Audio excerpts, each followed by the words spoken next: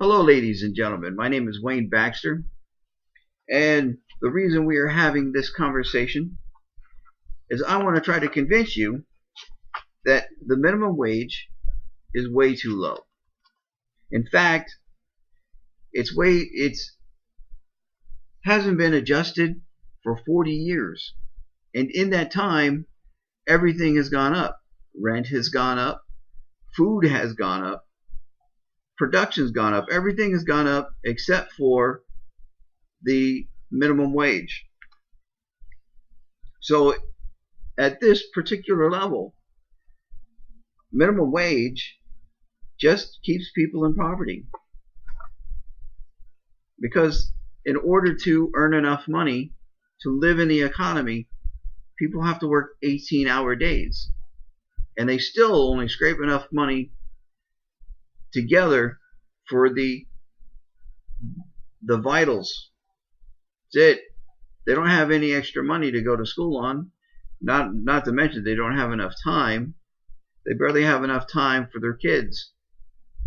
So why does that matter to me? Why do I care? I care because I have friends and I have family who have children who have that have to work 18-hour days, three or four jobs just to keep their family fed.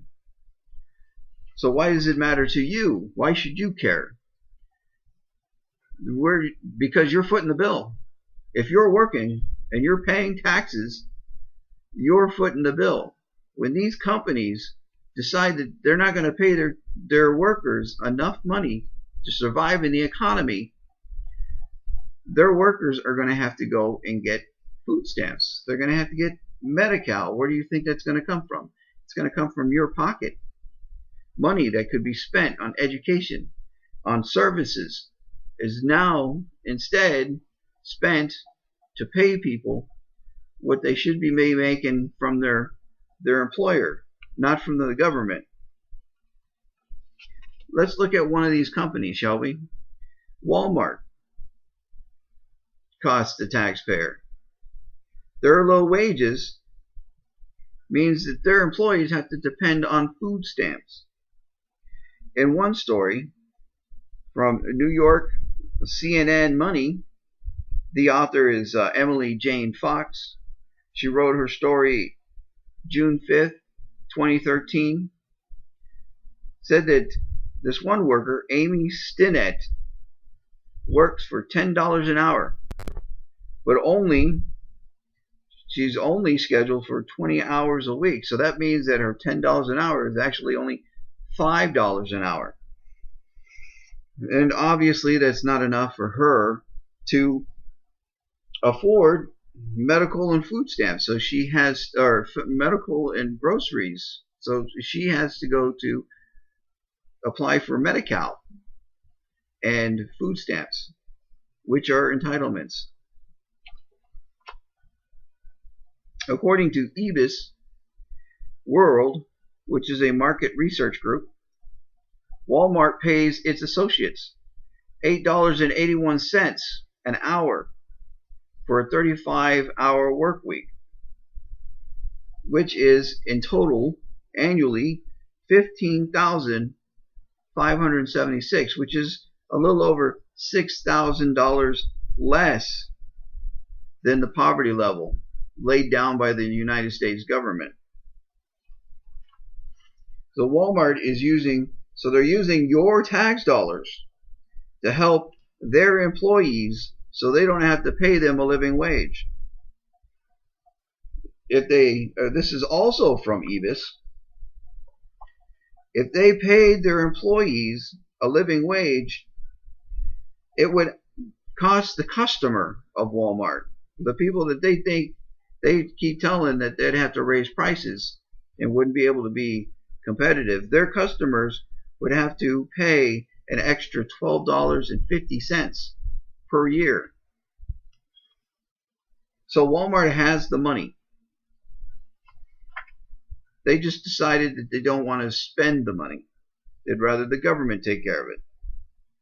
The Congressional Budgeting Office also did a study, and this isn't just Walmart, this is all minimum wage jobs out there that family has to work, or mom and pops have to work to take care of their kids. The Congressional Budgeting Office did a study, and they came to the conclusion that if companies paid their employees $10.10 an hour for a 40-hour week, it would actually cost the employers 1/3 of a penny on the dollar. So that's a pretty hefty bill, right? Another study by the Economic Policy Institute says that raising minimum wage makes sense economically. So not only does it help people out, but it helps us out. And in fact, it'll raise 5 million people. If minimum wage jobs raised how much they paid people, it would lift 5 million people out of poverty. 5 million people less that have to depend on the state entitlement system. That's a lot of stress. Less stress that the state system has to put up with. Extra cash that they can spend somewhere else that would be valuable. Schools, for instance. So these 5 million people that we just lifted up out of poverty are now have money to spend. They're not scraping every penny, putting it in a jar, waiting for grocery day. They're out there, they can actually spend money. So how does that affect us economically? It'll actually grow our economy by 22 billion. This is the Economic Policy Institute. This is a group of economists say that it will grow our economy by 22 billion. And since all these people are starting to spend money now, it would mean that we would have to come up with 85,000 more jobs. So 85,000 more jobs will open up if we paid people a living wage. Enough money, a living wage is enough money to rent a decent 2-bedroom apartment with only 30% of your paycheck. So the rest of your paycheck can go to the other things that you need to live. So what should we do? How do we solve this? Well,